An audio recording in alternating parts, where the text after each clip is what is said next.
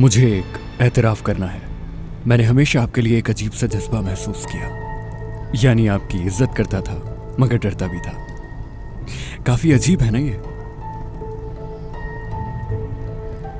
मैं अपनी नजर में आपको एक ताकतवर औरत समझता था मगर गलत साबित कर दिया आपने। आप तो इंतहाई बुज़दिल औरत निकली। मेरे बाबा को जान से मारने की कोशिश की। मुस्तफा, तुम मेरे शौहर के बेटे हो, इसी नजर से देखा मैंने। हमेशा तुम्हारा साथ देने की कोशिश की। अगर मैं तुम बाप बेटे की दुश्मन होती तो तुम मेरे घर की दहलीज पर कदम भी नहीं रख सकते थे। तो इतनी ऊंची उड़ान मत उड़ो, कहीं ऐसा ना हो कि मुंह के बल गिरना पड़े। मुंह के बल तो आप गिर गई हैं रोशन साहिबा। आपकी नीयत क्या थी ये मुझे नहीं पता, मगर आपने गलत आदमी का इंतखाब किया। आपको ये अंदाजा होना चाहिए। बच्चों पर जुल्म करने वाला एक इंतहाई जालिम और बदतमीज शख्स है वो बतल। मैं उसके साथ रहा हूं उस वक्त तक जब तक मैंने उसके जुल्म से थक कर उससे जान छुड़ाने का फैसला नहीं किया।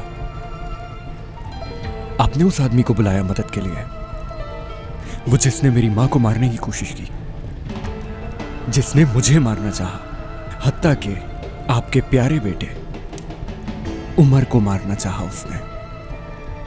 तो सुन लो, उस आदमी से मुख्तलिफ नहीं है तुम्हारे बाबा, क्योंकि मेरे बेटे पर बहुत ज्यादा तशद्दुद करता था वो। मैं समझा नहीं कि आप मेरे बाबा की बात कर रही हैं। हाँ, उज़ैर कोरमान की बात कर रही हूँ तुमसे। उमर से पूछना कि बचपन कैसा गुजरा उसका, बताएगा तुम्हें। आप कहना चाह रही हैं कि मेरा और उसका बचपन एक जैसा रहा है। तो क्या करूं मैं, आप खुद बता दीजिए। बाबा को छोड़ दूं मैं अपने? क्या करूं?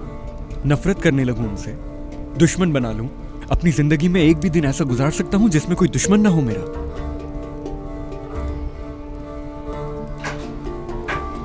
मुस्तफा, तुम मेरे मुंह से कुछ नहीं उगलवा सकते और ना ही कुछ कहूंगी मैं तुमसे।